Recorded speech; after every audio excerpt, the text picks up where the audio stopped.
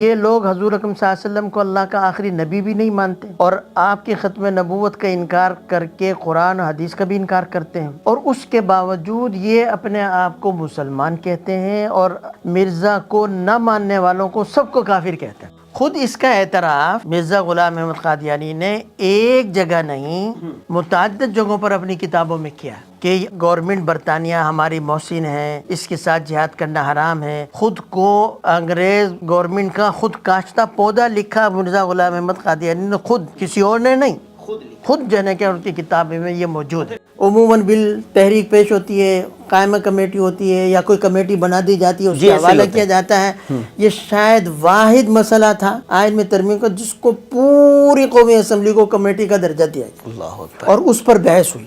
حکومت کے ہی ایما پر، وزیر اعظم کے حکم پر فوج نے تمام شہروں کا کنٹرول سنبھال لیا تھا اور باقاعدہ فوجی دستے گشت کر رہے تھے ٹینکوں کے ساتھ اور اپنی جو ہے وہ نفری کے ساتھ۔ ہر آدمی حیران پریشان تھا کہ یہ کیا ہے، اور سب کو اس بات کا اندیشہ تھا کہ شاید فیصلہ خلاف ہو اور حالات خراب ہوں تو فوج حالات کو کنٹرول کرے، اور شاید اس موقع پر انہوں نے یہ کہا کہ میں اس پر نہیں، میں اپنی موت کے پروانے پہ دستخط کر رہا ہوں۔ اور انہوں نے بھی یہ کہا کہ جب میں یہ کہتا ہوں کہ یہ فیصلہ ہے قومی اسمبلی کا تو یہ پورے پاکستان کا فیصلہ ہے، پوری امت مسلمہ کا فیصلہ ہے۔ یہ مطلب ان کا کہنا تھا کہ اس کا کوئی ایک کریڈٹ نہ لینا چاہے، یہ ہم سب اس میں شامل ہیں۔ 1974 کی تحریک کے نتیجے میں 7 ستمبر کو باقاعدہ قومی اسمبلی میں یہ بل پاس کر کے آئین کا حصہ بنایا کہ قادیانی، مرزائی اور دونوں ان کے گروپ، احمدی اور لاہوری گروپ، یہ دونوں غیر مسلم ہیں اور ان کا نام غیر مسلموں کی فہرست میں ہندوؤں سکھوں کے ساتھ شامل کر لیا۔ یہ جو 50 سالہ جو ہے کہ وہ گولڈن جوبلی منا رہے ہیں، اس کی اہمیت اس اعتبار سے بھی بہت زیادہ ہو جاتی ہے کہ جس دن سے یہ قانون بنا ہے 1974 کا، دنیا نے پورا زور لگایا اس قانون کو ختم کرنے، تو 50 سال کے اس عرصے میں اس قانون کا اس طرح سے برقرار رہنا، ان تمام تر مخالفتوں کے باوجود، یہ بھی حضور اکرم صلی اللہ علیہ وسلم کی ختم نبوت کا معجزہ ہے، تو اس اعتبار سے بھی ہمیں گولڈن جوبلی منانی چاہیے۔ بسم اللہ الرحمن الرحیم۔ درس قرآن پوڈ کاسٹ میں خوش آمدید۔ ہماری آج کی نشست کے مہمان خصوصی ہیں حضرت مولانا مفتی خالد محمود صاحب۔ مفتی خالد محمود صاحب اقرا روضۃ الاطفال کے ڈائریکٹر ہیں اور آپ کو اقرا روضۃ الاطفال کے بانیان میں بھی شمار کیا جاتا ہے۔ تحفظ ختم نبوت کے لیے آپ کی بے شمار خدمات ہیں، بڑی بڑی خدمات ہیں۔ یہی وجہ ہے کہ عالمی مجلس تحفظ ختم نبوت کے اکابرین میں شمار ہوتے ہیں۔ آج کی جو نشست ہے اس میں ہم مسئلہ ختم نبوت کے بارے میں ہی حضرت سے بات کریں گے۔ آئیے باقاعدہ گفتگو کا آغاز کرتے ہیں۔ السلام علیکم۔ وعلیکم السلام ورحمۃ اللہ وبرکاتہ۔ کیسے ہیں حضرت؟ الحمدللہ، اللہ کا فضل ہے۔ حضرت بہت شکریہ، آپ نے ٹائم دیا، اپنی مصروفیات میں سے وقت نکال کر تشریف لائے۔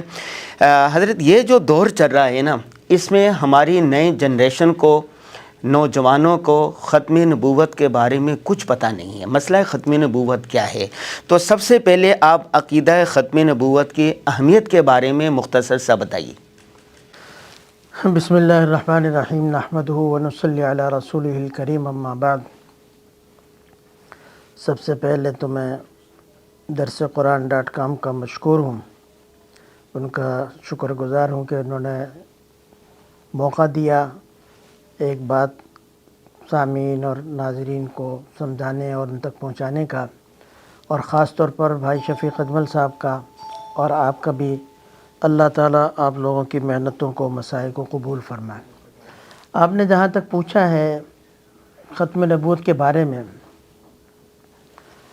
جب ایک آدمی لا الہ الا اللہ محمد رسول اللہ پڑھتا ہے تو در حقیقت وہ اس سے 2 چیزوں کا اعتراف کرتا ہے۔ ایک یہ ہے کہ اللہ تعالیٰ ایک ہے، اللہ کے علاوہ کوئی معبود نہیں اور اللہ تعالیٰ کے ساتھ کوئی شریک نہیں۔ دوسرا، حضور اکرم صلی اللہ علیہ وسلم کی رسالت کا وہ اعتراف کرتا ہے۔ حضور اکرم صلی اللہ علیہ وسلم اللہ تعالیٰ کے رسول ہیں۔ اللہ تعالیٰ نے انسان کی ہدایت کے لیے انبیاء کا سلسلہ جاری فرمایا۔ حضرت آدم علیہ السلام سے اس کا آغاز ہوا اور حضور اکرم صلی اللہ علیہ وسلم پر آ کر اس کا اختتام ہوا۔ حضور اکرم صلی اللہ علیہ وسلم صرف اللہ کے رسول نہیں ہیں، بلکہ اللہ کے رسول اور نبی ہونے کے ساتھ ساتھ وہ اللہ کے آخری نبی ہیں، جس کو قرآن کریم نے آپ کو خطاب دیا ہے خاتم النبیین کا، کہ آپ نبیوں کو ختم کرنے والے ہیں۔ تو حضور اکرم صلی اللہ علیہ وسلم اللہ کے آخری نبی ہیں، آپ کے بعد کوئی نبی نہیں آئے گا۔ حضور اکرم صلی اللہ علیہ وسلم پر جو قرآن کریم نازل ہوا وہ آخری کتاب ہے، اس کے بعد کوئی کتاب نہیں آئے گی۔ آپ کی امت آخری امت ہے، اس کے بعد کوئی امت پیدا نہیں ہوگی۔ یہ عقیدہ ختم نبوت کہلاتا ہے، اور یہ اتنا اہم عقیدہ ہے کہ قرآن کریم نے بھی واضح طور پر اس کو بیان کیا۔ ایک آیت میں تو صاف طور پر واضح الفاظ میں آپ کو آخری نبی کہا گیا، جبکہ علماء نے اس پر محنت کی۔ 100 سے زائد آیات ایسی ہیں جس سے ختم نبوت کا مسئلہ اور عقیدہ معلوم ہوتا ہے، اور احادیث تقریباً 200 احادیث ہیں جن سے یہ ختم نبوت کا عقیدہ معلوم ہوتا ہے۔ قرآن کریم بھی قطعی اور یقینی ہے۔ اگر قرآن کریم کی کوئی آیت قطعی طور پر کوئی حکم ثابت کرے تو اس کا ماننا ضروری ہوتا ہے، اور اگر حدیث وہ بھی قطعی ہو، متواتر ہو، تو اس کا بھی ماننا ضروری ہوتا ہے۔ تو یہاں تو قرآن بھی ہے اور حدیثیں بھی ایک نہیں 200 سے زائد احادیث، تو اس اعتبار سے یہ تواتر کی حد تک یہ عقیدہ پہنچتا ہے۔ اور پھر آپ کو معلوم ہونا چاہیے، آپ کے توسط سے میں اپنے سامعین کو بتاتا ہوں کہ اس امت میں سب سے پہلا اجماع جو ہوا ہے وہ اسی عقیدہ ختم نبوت پر ہوا، کہ حضور اکرم صلی اللہ علیہ وسلم کے بعد مسلمہ کذاب نے جو نبوت کا دعویٰ کیا، تو حضرت ابوبکر صدیق رضی اللہ تعالیٰ عنہ نے ان کے خلاف فوج بھیجی، اور تمام صحابہ کرام کی موجودگی میں ان کے مشورے سے کسی ایک صحابی نے بھی اس سے اختلاف نہیں کیا۔ تو یہ اجماع اور صحابہ کا اجماع امت میں سب سے مضبوط اور قوی اجماع ہوتا ہے، اور اجماع سے بھی حکم ثابت ہوتا ہے۔ تو قرآن کریم سے یہ ثابت ہے، احادیث سے یہ ثابت ہے، پھر اس پر اجماع ہے۔ اس اعتبار سے یہ ختم نبوت اسلام کا بنیادی عقیدہ ہے، اور اگر کوئی اس عقیدے کو نہیں مانتا تو وہ در حقیقت قرآن کا بھی انکار کرتا، احادیث کا انکار کرتا، اجماع کا انکار کرتا۔ اس لیے ہم کہتے ہیں کہ جو بھی ختم نبوت کا انکار کرے کسی بھی شکل میں، اس کا اسلام سے کوئی تعلق نہیں۔ ایک سوال یہاں پیدا ہوتا ہے، بہت سارے نوجوان نئی جنریشن کالج یونیورسٹی کے طلباء و طالبات یہ کہتے ہیں جو قرآن کو نہیں مانتا، عیسائی نہیں مانتے، یہودی نہیں مانتے، ہمارے نبی صلی اللہ علیہ وسلم کو نہیں مانتے، بہت سارے ملحد ہو جاتے، ان کے لیے آپ لوگوں کے ہاں سختی نہیں ہے، لیکن اگر کوئی قادیانی ہو جائے تو ان کے لیے اتنی سختیاں کیوں ہیں؟ بہت اچھا سوال کیا آپ نے، اور یہ عموماً یہ بات سامنے آتی ہے خصوصاً ہمارے نوجوانوں کی طرف سے، چونکہ انہیں قادیانیت کے بارے میں معلومات نہیں ہیں، اس لیے وہ یہ بات کرتے ہیں۔ سب سے پہلی بات تو یہ سمجھیں کہ دنیا میں جتنے بھی غیر مسلم ہیں، عیسائی ہوں، یہودی ہوں، ہندو ہوں، سکھ ہوں، بدھ مت ہوں، وہ اپنے آپ کو ہندو کہیں گے، سکھ کہیں گے، اپنے آپ کو یہودی کہیں گے، کسی بھی وہ اس سے تعلق رکھتے ہوں تو وہ اپنے آپ کو وہ کہیں گے، اور ہمیں مسلمان کہیں گے۔ یہاں پر معاملہ الٹ ہے کہ یہ لوگ حضور اکرم صلی اللہ علیہ وسلم کو اللہ کا آخری نبی بھی نہیں مانتے، اور آپ کی ختم نبوت کا انکار کر کے قرآن و حدیث کا بھی انکار کرتے ہیں، اور اس کے باوجود یہ اپنے آپ کو مسلمان کہتے ہیں، اور مرزا کو نہ ماننے والوں کو سب کو کافر کہتے ہیں۔ اچھا، الٹا معاملہ ہے، الٹا معاملہ ہے۔ تو اس لیے اس معاملے میں بہت زیادہ حساسیت ہے۔ حساسیت اس معنی میں ہے کہ یہ سادہ لوگ مسلمانوں کو دھوکہ دیتے ہیں۔ یہ بالکل ایسے ہی ہے جیسے ایک آدمی بکری کے گوشت کو تو کہے کہ یہ حرام ہے، اور خنزیر کے گوشت پر لیبل لگا لے کہ یہ حلال ہے، یہ بکری کا گوشت ہے۔ اسی طرح سے شراب پر حلال ہونے کا وہ لگا دے کہ یہ مشروب ہے حلال، اور جو عام مشروب ہیں حلال ان کو حرام کہہ دے کہ یہ اس کا پینا حرام ہے۔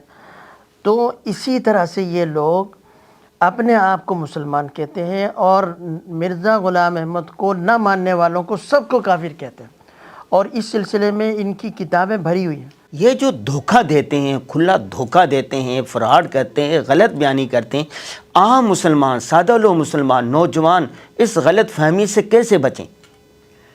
اس غلط فہمی سے بچنے کے لیے تو ایک ہی طریقہ ہے کہ وہ مطالعہ کریں، لٹریچر پڑھیں، ان کے عقائد کو سمجھنے کی کوشش کریں، پھر ان کا جو طریقہ واردات ہے اس کو سمجھنے کی کوشش کریں، اسی سے بچ سکتے ہیں۔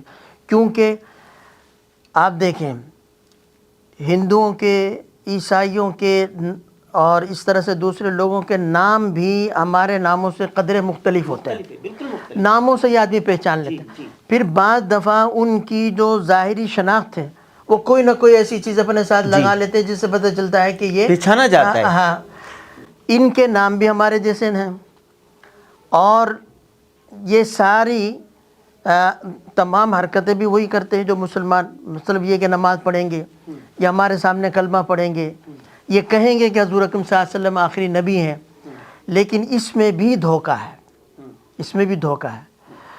خود مرزا غلام احمد نے کہا کہ جو مجھے نہیں مانتے وہ جہنمی اور کافر ہیں، اور انہوں نے یہ کہا کہ میرا وجود اور حضور اکرم صلی اللہ علیہ وسلم کا وجود ایک ہو گیا ہے۔ ان کا بیٹا مرزا بشیر الدین محمود جو ان کے بعد حکیم نور الدین کے بعد دوسرا خلیفہ بھی بنا، اس نے صاف طور پر جو ہے کیا وہ لکھا کہ جو حد عیسیٰ علیہ السلام کو مانتا ہے، حضرت موسیٰ علیہ السلام کو مانتا ہے، حضرت عیسیٰ علیہ السلام کو نہیں مانتا، حضرت عیسیٰ علیہ السلام کو مانتا ہے، محمد صلی اللہ علیہ وسلم کو نہیں مانتا، جس طرح وہ کافر ہے اسی طرح جو محمد کو مانتا ہے اور مرزا مسیح موعود کو نہیں مانتا وہ بھی کافر اور دائرہ اسلام سے خارج۔ حضرت میں تھوڑا سا آپ کو پیچھے لے جاؤں اگر، تو یہ فتنے کا آغاز کیسے ہوا؟ فتنے کا آغاز اس طرح سے ہوا کہ اس کے لیے بھی تھوڑا سا آپ کو انگریز دور کے جو حالات ہیں کہ اس وقت 19ویں صدی میں حالات عجیب و غریب تھے۔ مسلمان علماء نے جو کوشش کی تھی ان کو تحریک کو دبا دیا گیا تھا، مسلمانوں کو قتل کیا گیا، ذہنی طور پر مسلمان اپنے دینی معاملات کے اعتبار سے بہت انتشار کا شکار تھے، اور اس وقت انگریز نے کوشش کی مسلمانوں میں مزید انتشار پیدا کرنے کے لیے فرقہ واریت پیدا کی۔ یہ فرقہ واریت آپ کو وہیں سے نظر آئے گی کہ یہ فلاں مسلک والا ہے، فلاں مسلک والا ہے۔ مسلمانوں کو لڑانے کی کوشش کی، لیکن انہوں نے یہ دیکھا کہ مسلمانوں کا رشتہ حضور اکرم صلی اللہ علیہ وسلم کے ساتھ بہت زیادہ مضبوط ہے، بہت مضبوط اور گہرا ہے۔ اس رشتے کو ہم اس فرقہ واریت سے بھی ختم نہیں کر پا رہے۔ دوسرا، انگریز کے مقابلے میں جو مزاحمت تھی وہ جہاد کی شکل میں کسی نہ کسی طرح سے ہر دور میں سامنے رہی ہے، تو اس لیے وہ یہ چاہتے تھے کہ جہاد کا حکم بھی منسوخ ہو جائے اور مسلمانوں کا رشتہ کسی طرح سے حضور اکرم صلی اللہ علیہ وسلم سے یا تو کاٹ دیا جائے یا اس کو کمزور کر دیا جائے۔ آپ جانتے ہیں کہ دنیا کا بڑے سے بڑا عالم، بڑے سے بڑا شیخ وقت، اپنے وقت کا قطب ولی، اس کو یہ تو حق حاصل ہے کہ وہ دین کی تشریح کرے، دین کے مسائل بیان کرے، دین کی وضاحت کرے، لیکن کسی کو بھی یہ حق حاصل نہیں ہے کہ وہ کسی دین کے حکم کو منسوخ کر دے۔ یہ صرف نبی کا منصب ہے۔ تو انگریز کے پیش نظر جہاد کو منسوخ کروانا تھا، اس کے لیے ان کو ضرورت تھی کہ ایک نبی پیدا کیا جائے جو اپنے دعوے کی، جھوٹا نبی پیدا کیا، جھوٹا، ہاں وہ جھوٹا ہی ہوگا۔ حضور اکرم صلی اللہ علیہ وسلم کے بعد جو بھی نبوت کا دعویٰ کرے گا وہ جھوٹا ہوگا، کیونکہ حضور اکرم صلی اللہ علیہ وسلم نے تو خود ان کے لیے سند دے دی کہ میرے بعد 30 جھوٹے ہوں گے، دجال بھی ہوں گے۔ صرف جھوٹے نہیں، دجال کہا، دجل کا معنی ہوتا ہے دجال، کذاب، ہاں، مکر و فریب، سچ کو جھوٹ، جھوٹ کو سچ بنانا، یہ دجل ہے۔ ٹھیک ہے، تو اس لیے انہوں نے اس کو کھڑا کیا، گویا اس کی پشت پر انگریز تھے۔ انگریز تھے۔ خود اس کا اعتراف مرزا غلام احمد قادیانی نے ایک جگہ نہیں متعدد جگہوں پر اپنی کتابوں میں کیا کہ گورنمنٹ برطانیہ ہماری محسن ہے، اس کے ساتھ جہاد کرنا حرام ہے۔ خود کو انگریز گورنمنٹ کا خود کاشتہ پودا لکھا مرزا غلام احمد قادیانی نے، خود، کسی اور نے نہیں، خود لکھا، خود جانے کہ ان کی کتابیں میں یہ موجود ہے۔ اچھا ٹھیک ہے، یہ فتنہ ہو گیا، آ گیا، مسلمانوں نے، ہمارے بزرگوں نے، علماء نے یہ تحریک ختم نبوت کا آغاز کب کیا، کیسے کیا، پھر وہ کون سے فارمولے تھے کہ یہ تحریک کامیاب ہوئی؟ دیکھیے اس سلسلے میں جب یہ فتنہ اٹھا ہے، شروع میں مرزا غلام احمد قادیانی نے اپنے آپ کو وکیل اسلام اور مناظر اسلام کے طور پر پیش کیا، عیسائیوں سے مناظرے کیے، ہندوؤں سے مناظرے کیے۔ جب اس کا ایک مقام پیدا ہو گیا تو پھر اس نے مجدد ہونے کا دعویٰ کیا، پھر اس نے جناب مہدی ہونے کا دعویٰ کیا، پھر اس نے مسیح موعود ہونے کا دعویٰ کیا کہ جس مسیح کے آنے کا وعدہ کیا گیا ہے وہ میں ہوں، اور آخر میں پھر اس نے نبوت کا دعویٰ کیا۔ پہلے نبوت ذلی بروزی کی شکل میں کہ میں حضور اکرم صلی اللہ علیہ وسلم کا سایہ ہوں، آپ کا بروز ہوں، اور اس کے بعد پھر تشریعی نبی ہونے کا بھی اس نے دعویٰ کیا۔ ایک دم سے وہ سامنے نہیں آیا، تو علماء نے ان کے خلاف سب سے پہلے فتویٰ دیا۔ جیسے ہی ان کے نظریات سامنے آنا شروع ہوئے، علماء لدھیانیہ نے سب سے پہلے ان کے خلاف فتویٰ دیا، اس کے بعد علماء دیوبند نے فتویٰ دیا اجتماعی طور پر، اور اس کے بعد پھر مختلف مسالک کے لوگوں نے بھی۔ اور شروع میں مرزا غلام احمد قادیانی، اس کو بھی شوق تھا، چونکہ مشہور ہونا چاہتا تھا، تو وہ کسی کو بھی مناظرے کا چیلنج دے دیا کرتا تھا، اگرچہ ان کی کتابوں سے یہ ثابت ہے کہ وہ ہمیشہ مناظرے کے میدان سے بھاگا، مناظرہ مباحثہ کا بہت شوق تھا اس کو۔ تو شروع میں تو اس طرح سے اس کے خلاف کام ہوا، اور چونکہ اس نے مذہب کا لبادہ اوڑھا ہوا تھا تو مذہبی انداز سے ہی اس کا مقابلہ ہوتا رہا۔ حضرت علامہ انور شاہ کشمیری رحمۃ اللہ علیہ نے، علماء تو ان کے خلاف کام ہی کر رہے تھے، جدید طبقے تک اپنی آواز پہنچانے کے لیے علامہ اقبال کو تیار کیا، ان کو اس فتنے کی سنگینی کو سمجھایا، اور مولانا ظفر علی خان، وہ بھی جدید طبقے کے نمائندے تھے، ان کو اس بات پر جو ہے تیار کیا، اور انہوں نے پھر جدید طبقے میں قادیانیت کے خلاف ایک مؤثر آواز بلند کی دلائل کی روشنی میں۔ لیکن یہ اس وقت ایک تنظیم بن چکی تھی۔ یہ کون سے سن کی بات یہ ہوگی؟ کوئی 1888 میں انہوں نے اپنی تنظیم رجسٹر کرائی ہے، ٹھیک ہے، جہاں تک مجھے یاد پڑتا ہے 1888 یا 87 میں۔ ٹھیک ہے۔ تو حضرت علامہ انور شاہ کشمیری رحمۃ اللہ علیہ جو اس فتنے کے مقابلے میں سب سے زیادہ ان کا کردار ہے اور ان کا نام آتا ہے، تمام دیگر علماء بھی ہیں اور ہر مسلک کے علماء نے اس میں حصہ لیا ہے، ہم کسی کی وہ نہیں کرتے، ان کی جدوجہد کو کم نہیں کرنا چاہتے، لیکن بہرحال یہ ایک تاریخی طور پر ثابت ہے کہ حضرت علامہ انور شاہ کشمیری سب سے زیادہ پیش تھے، اور انہوں نے اپنے شاگردوں کی پوری جماعت اس فتنے کے مقابلے میں لگا دی تھی۔ تو انہوں نے اس وقت ایک سیاسی تنظیم تھی مجلس احرار اسلام،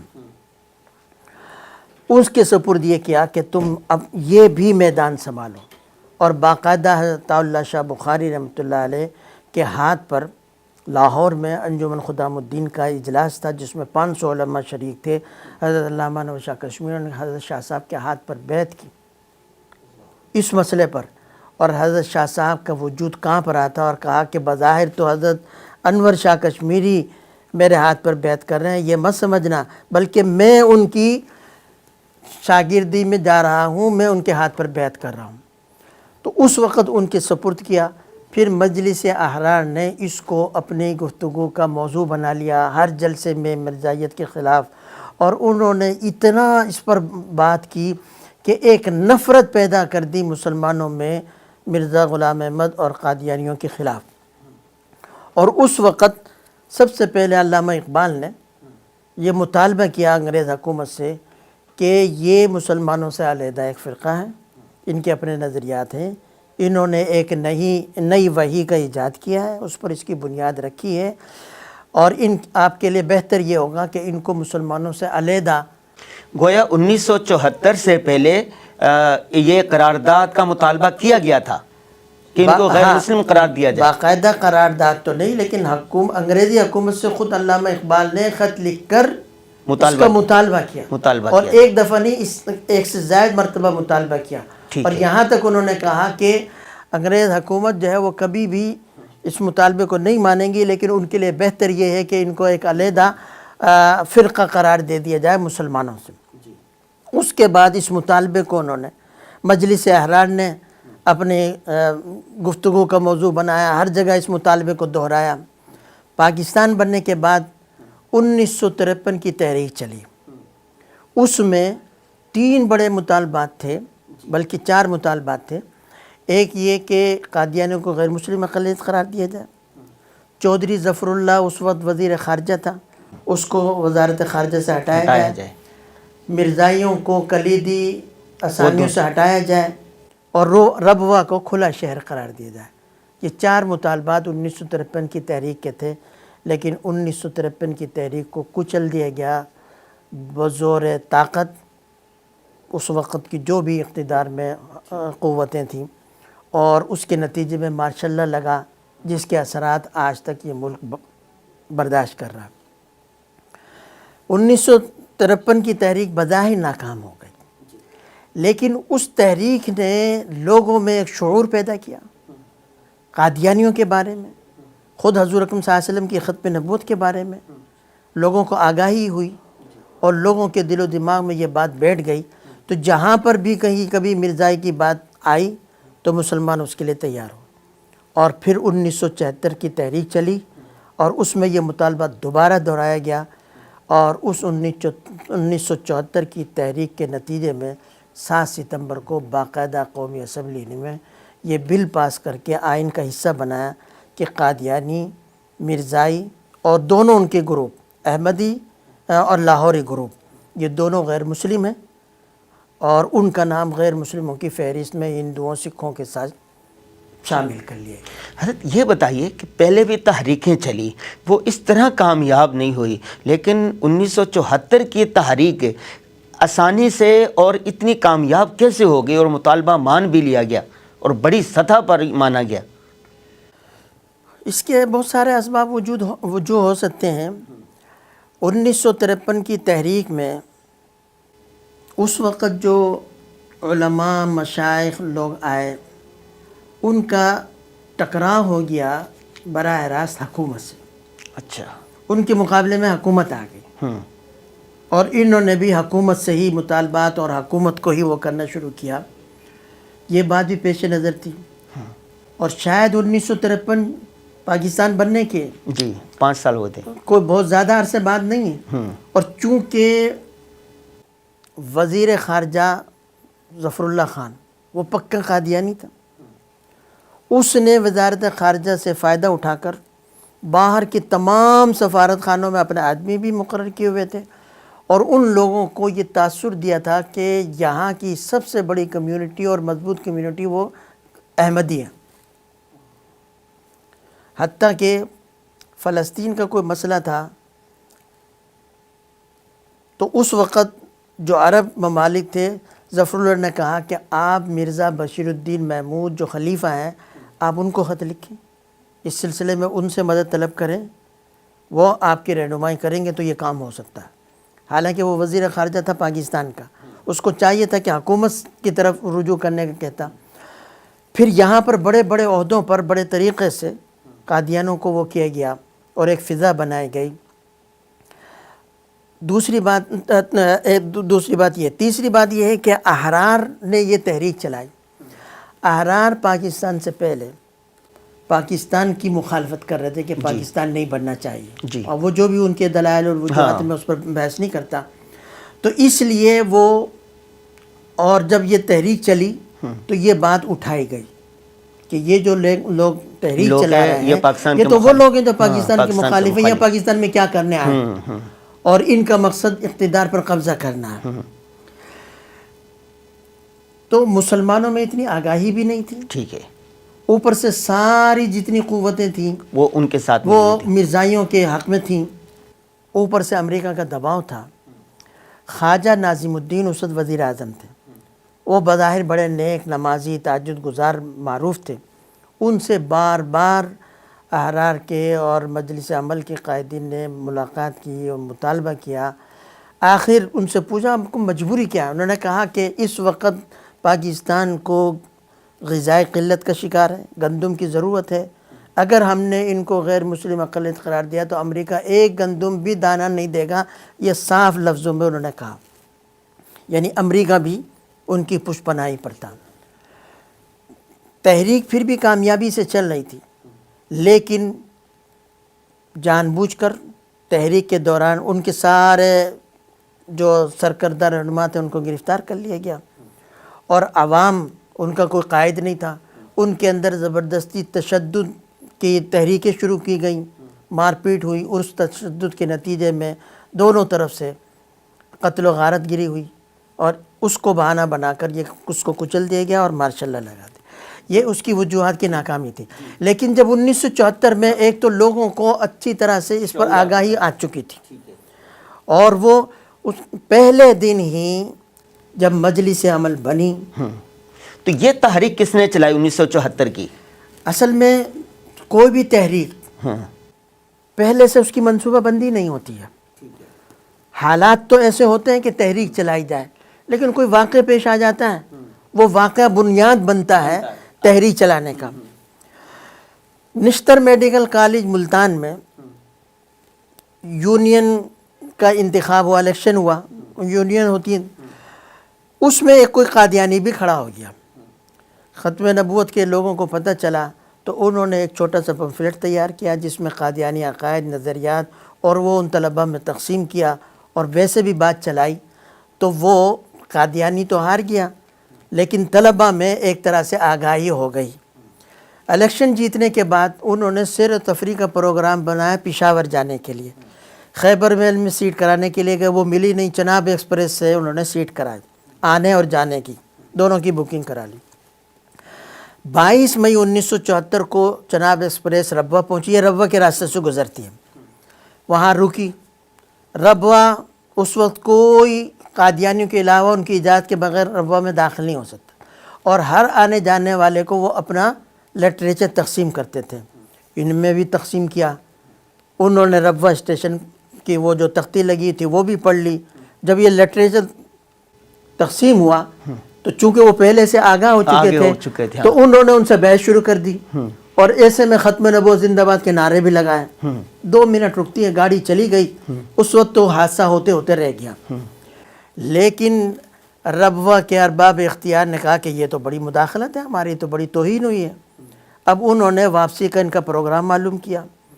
سرگودا اور راستے میں ایک اور اسٹیشن آتے ہیں، وہاں سے سارے قادیانی ان گاڑیوں میں سوار ہونا شروع ہو گئے۔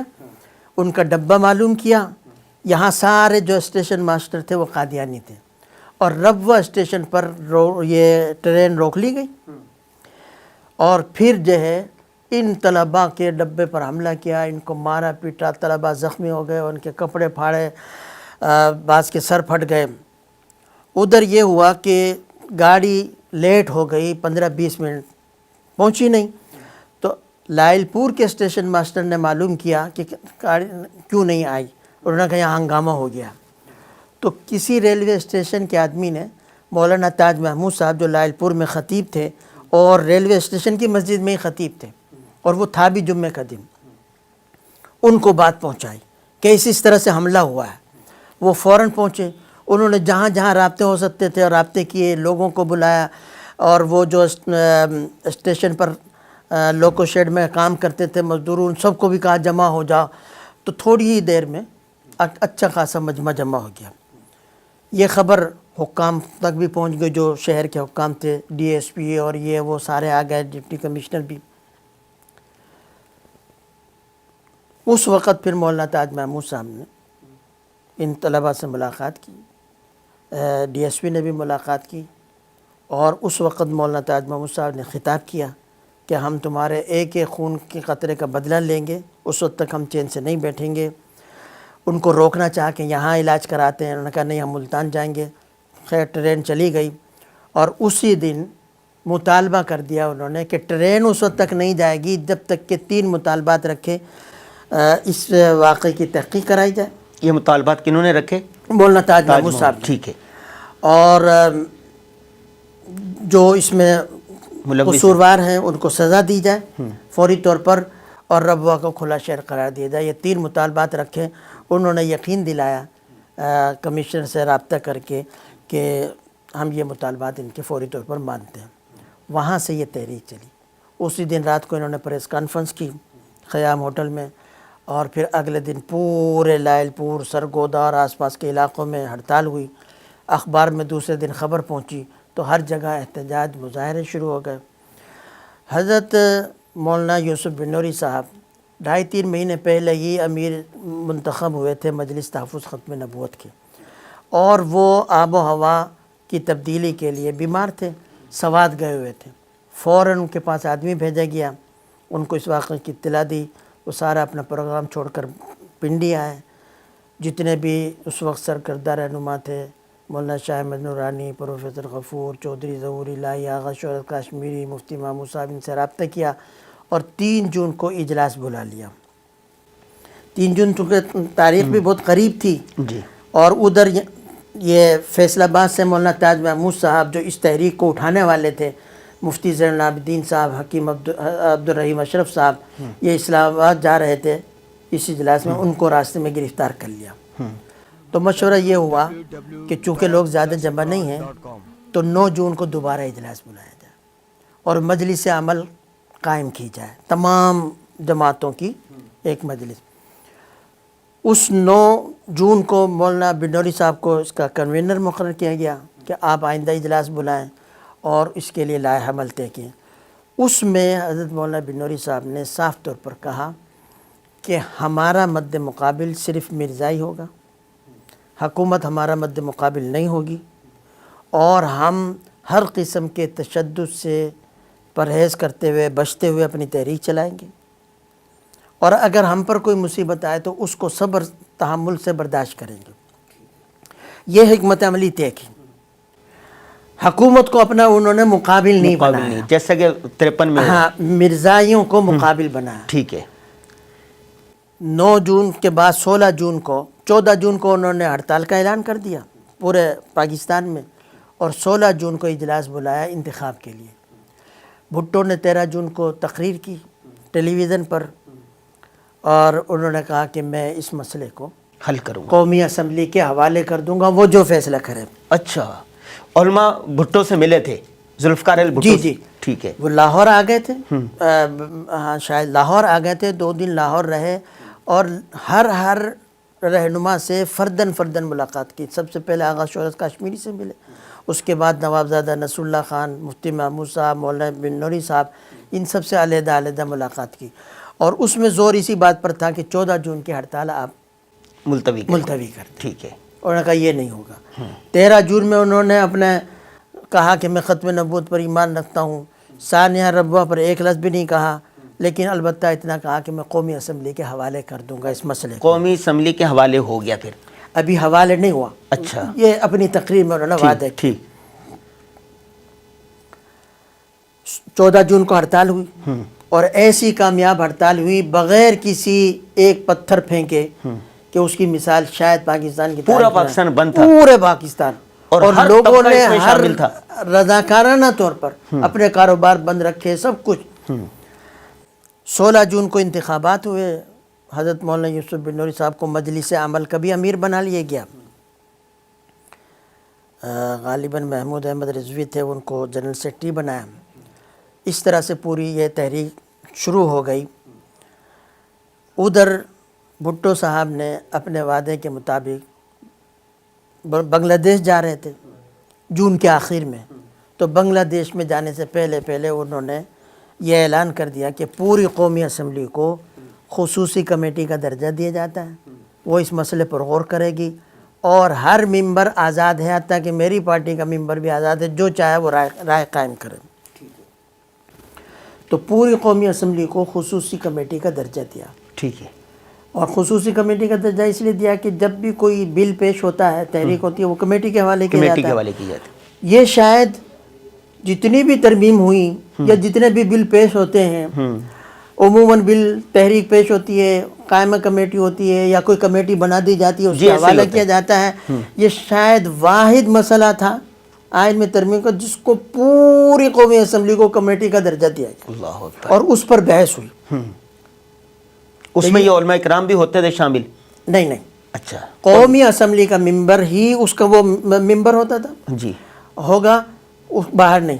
البتہ وہ سارے اس پر جو ہے کہ وہ بحث کریں گے۔ اس میں الحمدللہ علماء تھے اس وقت کافی سارے، مولانا مفتی محمود صاحب، شاہ احمد نورانی، مولانا عبدالحق صاحب، مولانا غلام غوث ہزاروی صاحب، یہ اسمبلی میں ہوتے تھے؟ یہ اسمبلی میں جو ہے کہ وہ ممبر تھے۔ ہاں۔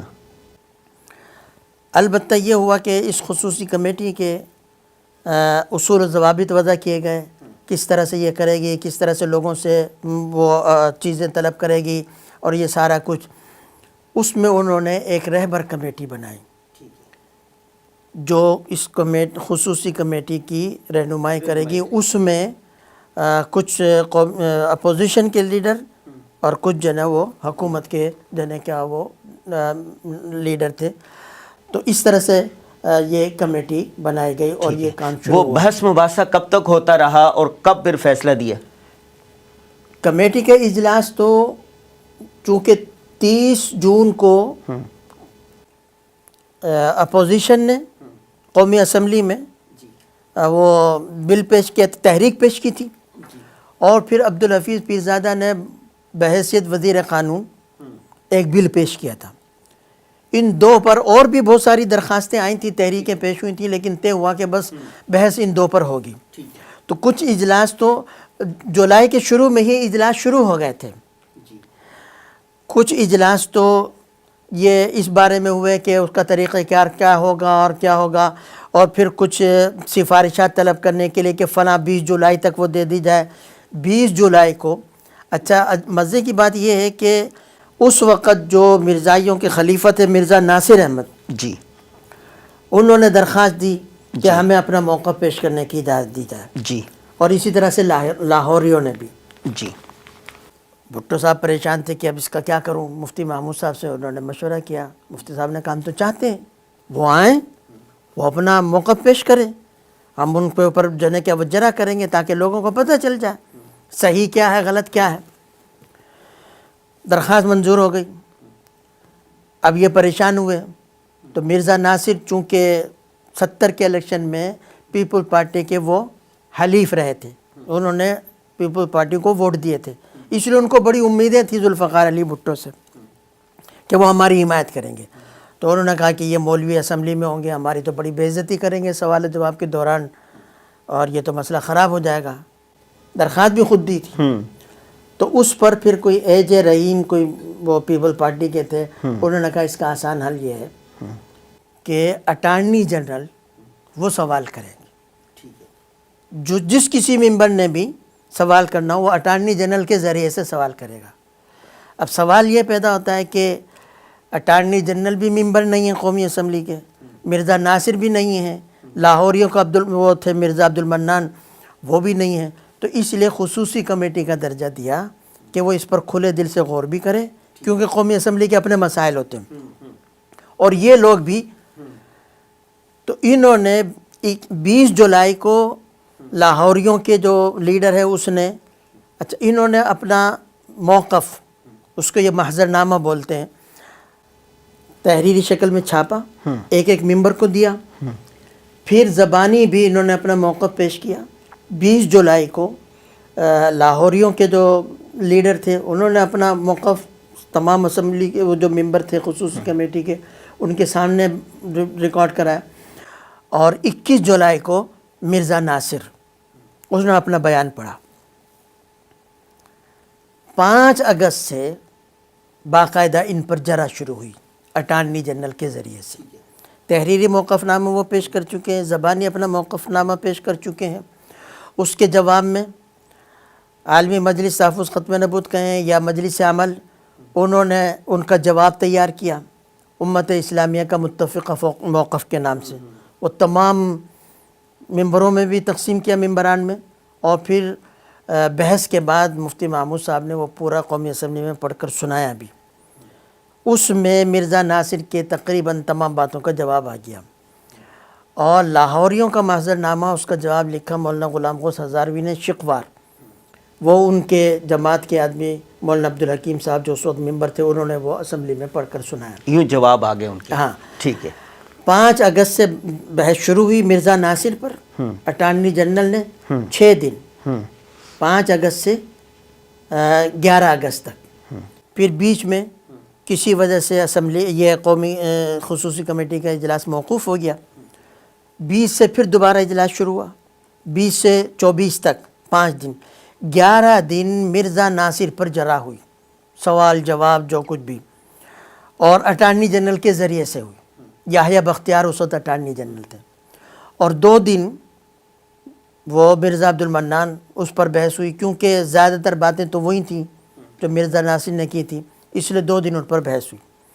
اس کے بعد پھر 2 دن مفتی محمود صاحب نے اپنا بیان پڑھا، ایک دن جو ہے وہ بیان پڑھا مولانا عبدالحکیم صاحب نے، اس کے بعد ممبروں کو دعوت دی گئی کہ وہ اپنا اظہار خیال کرنا چاہیں تو کریں۔ 2 دن انہوں نے بھی لگائے۔ اس دوران ایک دن وہ سری لنکا کی وزیر اعظم آئی تھی، اس کی وجہ سے خصوصی کمیٹی کا اجلاس نہیں ہوا۔ 5 اور 6 ستمبر کو پھر اٹارنی جنرل نے بحث کو سمیٹا اور اپنا بیان ریکارڈ کرایا کہ ہم نے کیا سوچا تھا اور کس طرح سے، اور پورا اس کا خلاصہ نکالا۔ پڑھنے سے تعلق رکھتا ہے وہ۔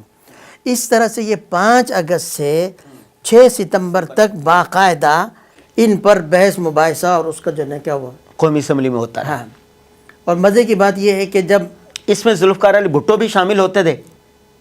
وہ وزیر اعظم عموماً وہ شامل نہیں ہوئے، وہ نہیں ہوئے، ٹھیک ہے، لیکن ان کے علم میں سب تھا۔ ہاں وہ تو ہر روز چونکہ انہوں نے ہی بنایا تھا۔ 6 ستمبر کو انہوں نے اپنی بحث کو سمیٹ لیا، اور اس کے بعد پھر انہوں نے اپنی سفارشات کو حتمی شکل دی، اور وہ بھٹو صاحب کے خدمت میں پیش کر دی۔ بھٹو صاحب پر بہت زیادہ دباؤ تھا، بیرونی یا اندرونی؟ بیرونی، اچھا، بیرونی دباؤ تھا، اور اندرونی دباؤ یہ تھا کہ بہرحال چونکہ قادیانیوں نے ان کو ووٹ دیا تھا، وہ ان کے حلیف سمجھے جاتے تھے، تو ان کی طرف سے بھی دباؤ تھا۔ تو بھٹو کے ذہن میں یہ بھی تھا کہ یار میں نے تو ان سے کیا کیا وعدے کیے تھے، اب میں یہ کیسے ان کو وہ کروں۔ لیکن حالات سے یہ پتہ چلتا ہے کہ بھٹو صاحب اپنا ذہن بنا چکے تھے۔ تو نتیجے تک پہنچنے کے لیے 6 ستمبر سے پہلے ہی بھٹو صاحب کے ایما پر ایک سب کمیٹی انہوں نے بنا دی تھی تاکہ جلد سے جلد اس کو آخری مراحل تک پہنچائیں۔ اس سب کمیٹی کا اجلاس ہوا، وہ سب کمیٹی پھر ذوالفقار علی بھٹو کے پاس وہ گئی، شام کا وقت تھا، بحث ہوتی رہی کہ ان کو کیسے کافی قرار دیں، اور اگر دیں گے تو بیرونی دباؤ کیا ہوگا، وہاں کے لوگ کیا کہیں گے، یہ وہ، یعنی فیصلہ نہیں ہو سکا۔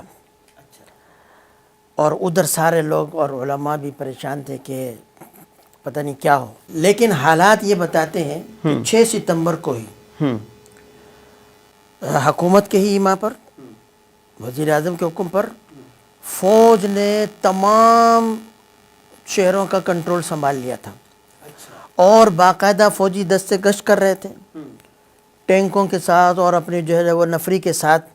ہر آدمی حیران پریشان تھا کہ یہ کیا ہے، اور سب کو اس بات کا اندیشہ تھا کہ شاید فیصلہ خلاف ہو اور حالات خراب ہوں تو فوج حالات کو کنٹرول کرے۔ حتیٰ کہ یہاں تک رپورٹ ہے کہ گاؤں دیہات میں بھی فوجی دستے جو ہے کیا وہ پہنچے ہوئے کہ اگر حالات خراب ہو تو اس کو کنٹرول کیا جائے۔ یہ ایک فضا تھی، یہ ایک فضا تھی۔ تو یہ 7ویں ستمبر کی رات کی بات ہو رہی ہے، ٹھیک ہے۔ رات کو پھر بھٹو صاحب نے اس کا سب کمیٹی کا اجلاس بلایا، اور بحث مباحثے کے بعد بھٹو صاحب راضی ہو گئے، اور انہوں نے اس پر دستخط کر دیے۔ اور شاید اس موقع پر انہوں نے یہ کہا کہ میں اس پر نہیں، میں اپنی موت کے پروانے پہ دستخط کر رہا ہوں۔ 7 ستمبر کو، یہ 7 ستمبر کی رات ہے، جی رات، 12 بجے کے قریب بھٹو صاحب نے اس کی منظوری دے دی۔ 7 ستمبر کی صبح کو پہلے خصوصی کمیٹی کا اجلاس ہوا، وہ اپنی سفارشات تو دے چکی تھی، اس کو حتمی شکل دی بل کی شکل میں۔ پھر قومی اسمبلی کا اجلاس ہوا ظہر کے بعد، اور اس میں عبدالحفیظ پیرزادہ نے وہ بل پیش کیا، اور جو قوانین ہوتے ہیں، پہلی خواندگی ہوئی، پھر دوسری، اور پھر تیسری خواندگی سے پہلے انہوں نے ذوالفقار علی بھٹو کو پہلے اپوزیشن لیڈر کی حیثیت سے مفتی محمود صاحب کو دعوت دی کہ آپ کچھ بیان کریں۔ انہوں نے کہا یہ ہمارا متفقہ فیصلہ ہے، اس پر میں کوئی لفظ نہیں کہنا چاہتا۔ عبدالحفیظ پیرزادہ کو، چونکہ وہ کمیٹی کے اس وقت وہ سب کمیٹی کے چیئرمین تھے، اور وزیر قانون تھے، ان کو دعوت دی، انہوں نے بھی یہی کہا کہ میں اس پر ایک لفظ کا بھی اضافہ کرنا نہیں چاہتا۔ پھر بھٹو صاحب کو دعوت دی، انہوں نے 25 منٹ اسمبلی میں تقریر کی اور کچھ حالات بتایا اور کہا، اور انہوں نے بھی یہ کہا کہ جب میں یہ کہتا ہوں کہ یہ فیصلہ ہے قومی اسمبلی کا، تو یہ پورے پاکستان کا فیصلہ ہے، پوری امت مسلمہ کا فیصلہ ہے۔ یہ مطلب ان کا کہنا تھا کہ اس کا کوئی ایک کریڈٹ نہ لینا چاہے، یہ ہم سب اس میں شامل ہیں۔ اور انہوں نے یہ بھی کہا کہ ہم اس بحث مباحثے کے دوران بڑے ایک جذباتی ساتھ معرکہ آرا تھے۔ بھٹو کی تقریر کے بعد جو ہے اس کا تیسرا مرحلہ شروع ہوا اور گیٹ بنایا گیا، اس میں سے وہ گزرے، تو ویسے ہی ہوا۔ اور یہ بھی لوگوں نے دیکھا کہ اپوزیشن لیڈر اور سرکاری حکومتی اہلکار سارے ایک دوسرے کے ہاتھ میں ہاتھ ڈالے اور گلے میں بائیں ڈالے اس گیٹ سے گزر رہے ہیں۔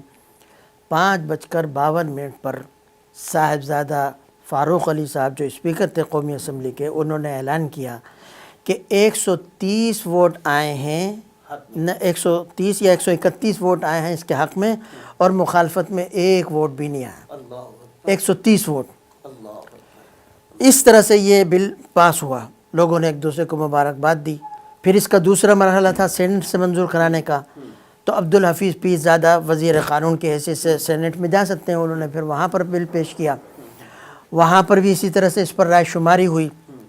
حبیب اللہ خان یا حبیب احمد خان وہ سینٹ کے چیئرمین تھے، انہوں نے اس پر رائے شماری کرائی اسی طرح سے، اور انہوں نے 8:04 پر یہ اعلان کیا کہ اس قرارداد بل کے حق میں 31 ووٹ آئے ہیں، مخالفت میں ایک ووٹ بھی نہیں آیا۔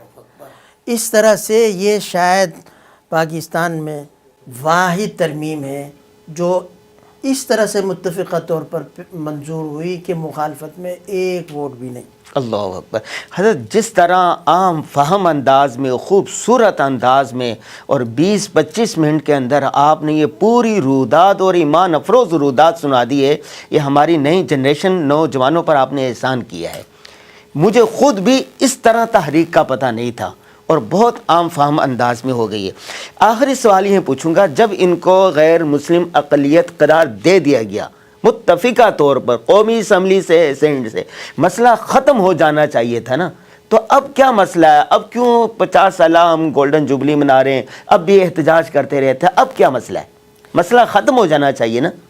دیکھیے یہاں دو باتیں میں عرض کرتا ہوں۔ جی، ایک تو یہ ہے کہ یہ جو فیصلہ ہوا، یہ روز روز فیصلے نہیں ہوتے، یہ ایک بہت بڑا اقدام تھا، اور ساری دنیا سے ٹکر لے کر دینے کا یہ اقدام کیا گیا، اور مسلمانوں کا دیرینہ مطالبہ جس کے خلاف جس پر تحریکیں چلتی رہی ہیں اور ان تحریکوں کو کچل دیا گیا، تو یہ جب یہ مطالبہ منظور ہو گیا تو قادیانی کا مسئلہ اس کے بعد ختم بھی ہو جاتا، تو ہر زندہ قوم اپنے اس طرح کے معاملات کو زندہ رکھنے کے لیے اس طرح کے یوم بھی مناتی ہے، گولڈن جوبلی بھی مناتی ہے، تو منانا چاہیے، 50 سال پورے ہو رہے ہیں۔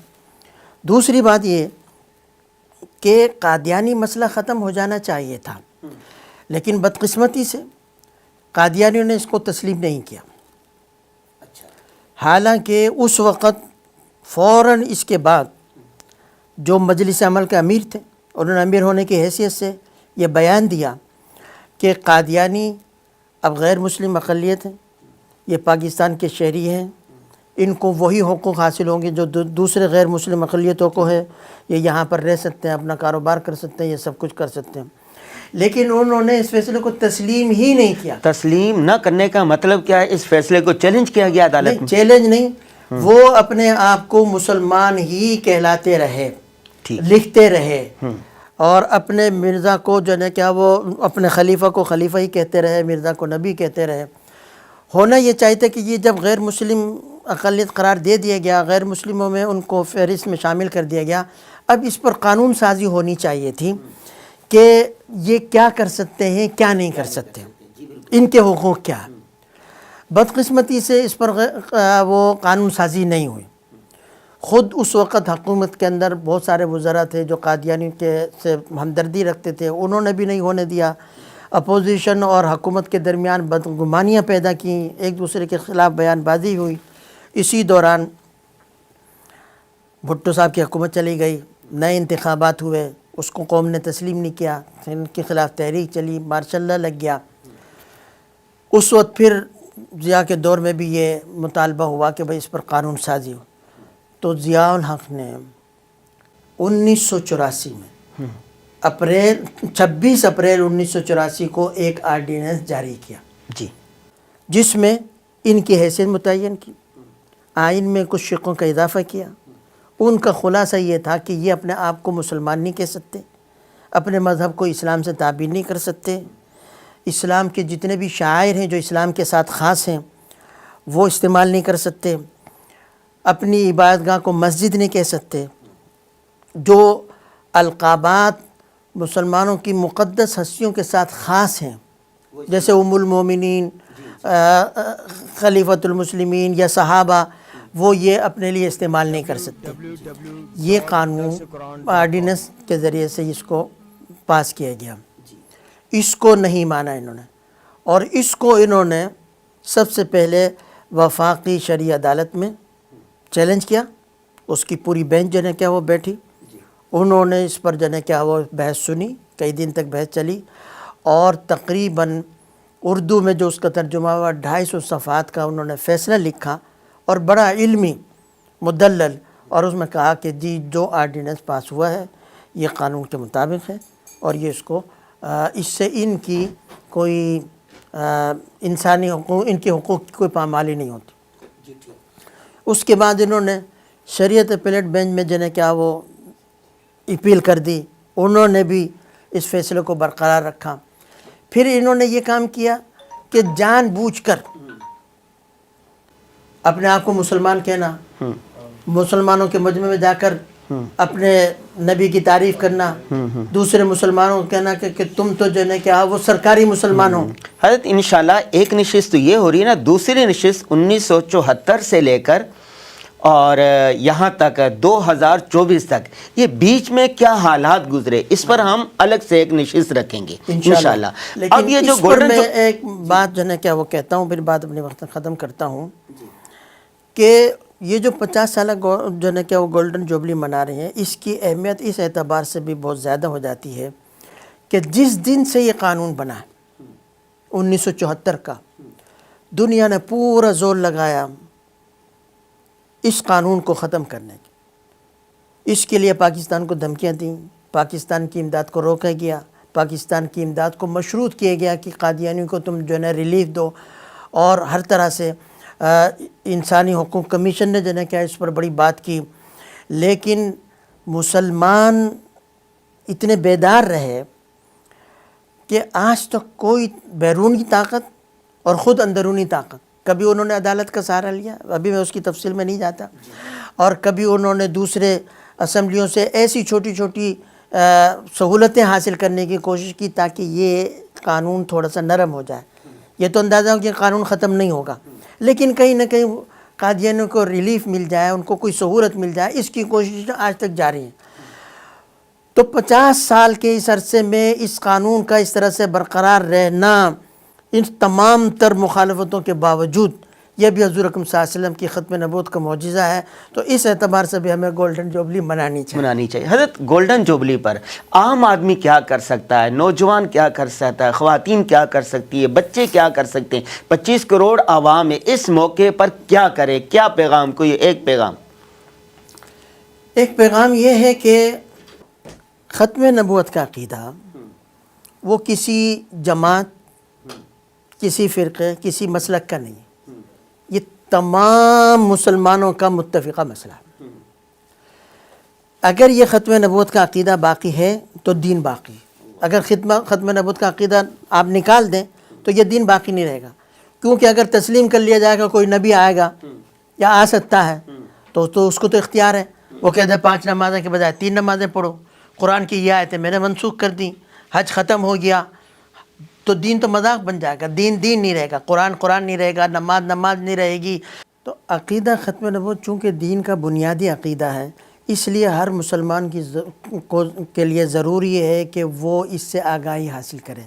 کہ حضور اکرم صلی اللہ علیہ وسلم کی ختم نبوت کا مفہوم کیا ہے، اور اگر کوئی اس کے خلاف کوئی دعویٰ کرتا ہے یا اس پر کوئی ضرب آتی ہے تو وہ اس کے لیے تیار رہے۔ اگر ہمارا نوجوان ذہنی طور پر اور معلوماتی طور پر اس کے لیے تیار رہے گا تو انشاءاللہ کوئی دنیا کی طاقت اس کو نہ گمراہ کر سکے گی اور نہ اس کو بہکا سکے گی۔ دیکھیں حضور اکرم صلی اللہ علیہ وسلم نے بہت آسان سی بات بتائی، انا خاتم النبیین لا نبی بعدی۔ آپ کا جو معاشرہ تھا جس میں آپ وہ کو بہت زیادہ تعلیم یافتہ نہیں تھا، اس لیے آسان سی بات بتا دی کہ دل و دماغ میں یہ بات بٹھا لو کہ میرے بعد کوئی نبی نہیں آئے گا، کسی قسم کا کوئی نبی تو نہیں آئے گا۔ نوجوانوں کو یہ بات ہر وقت اپنے ذہن میں رکھنی چاہیے، خود بھی اس کو یاد کریں، اس سلسلے میں لٹریچر جو ہے کیا وہ پڑھیں، علماء سے رابطہ کریں، جو جماعتیں تنظیمیں یہ کام کر رہی ہیں ان سے جڑیں تاکہ ان کو معلومات ہوں، ایک ختم نبوت کے بارے میں، دوسرا قادیانیت کے بارے میں کہ وہ ان کا طریقہ واردات کیا ہے، اس کو سمجھیں۔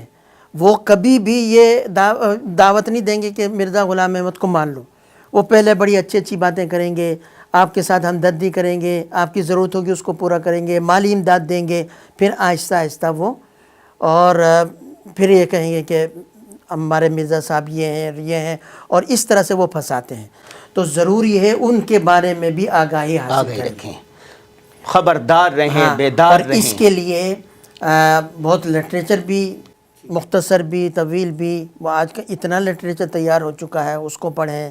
اس سلسلے میں جو مستند ویب سائٹ ہیں ان کو دیکھیں تو انشاءاللہ بہت ساری معلومات وہ ہوگی۔ جی ٹھیک ہے حضرت، بہت شکریہ، آپ نے اپنا قیمتی وقت دیا، ہم سب آپ کا شکر گزار ہیں۔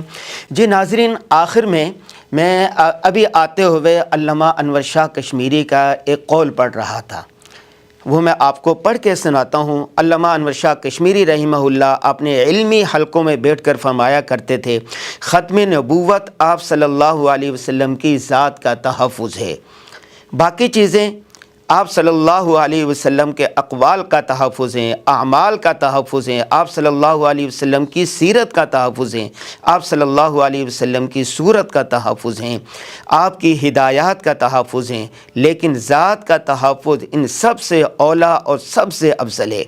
یہ بھی فرمایا کرتے تھے علامہ انور شاہ کشمیری، فرمایا کرتے تھے کہ جس شخص نے ختم نبوت کے عقیدے کے لیے 1 گھنٹہ بھی کام کر لیا، اس کو آپ صلی اللہ علیہ وسلم کی شفاعت ضرور نصیب ہوگی۔ لہذا آپ نے دامے درمے قدمے سخنے کسی بھی طریقے سے عقیدہ ختم نبوت کے لیے کام کرنا ہے۔ ہمیں دیجیے اجازت، السلام علیکم ورحمۃ اللہ۔